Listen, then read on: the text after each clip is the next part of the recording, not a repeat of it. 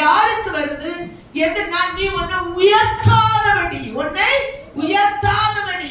பெருமை உள்ளவருக்கு தேவன் எதிர்த்து நிற்கிறார். அதான் பவுலுக்கு ஆவிக்குரிய சோதனை என்ன வந்துச்சுன்னா, நான் என்னை உயர்த்தாதபடிக்கு, அது ஒன்று என்னை உயர்த்தாதபடி சொல்லியாரு. இரண்டாவது, என் மாமிசத்துல ஒரு முள் வந்துச்சுல்ல, வந்துச்சா வரலையா?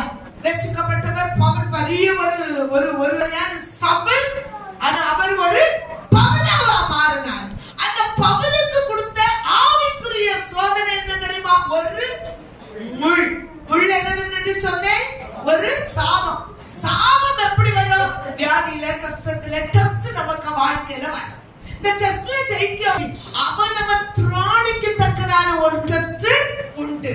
அதுல ஜெயிப்பதும் தோற்பதும் நம்ம கையில இருந்துச்சு.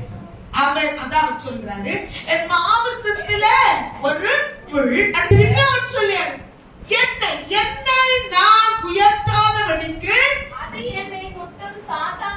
அது என்னை குட்டுகிற சாத்தானுடைய தூதன். சில நேரம் நம்மள உயர்த்திடுவோம், நம்மள என்ன செஞ்சிருவோம், நம்ம என்ன விட சத்துரு பிசாசு எப்படி வந்தான்? சோதனை இங்க கவனிங்க. பிசாசு எப்படி வந்தான்? தேவப்பிள்ளை சோதனை தேவதூதர்களாய் தேவன் சிருஷ்டித்தார். தேவனை விட்டு அவன் உயர்த்தினான். ஆமென், சோதரம். அதுக்கு பின்புதான் அவன் யாரா வந்தான்? தள்ளப்பட்ட பிசாசாய் மாறினான். அவன் ஆண்டவர் அவனை வெட்டி என்ன செய்தான்? தள்ளினான்.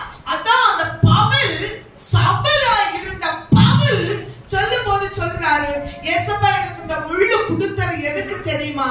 நான் உயர பாதம், நான் என்னை உயர்த்த பாதம், எனக்கு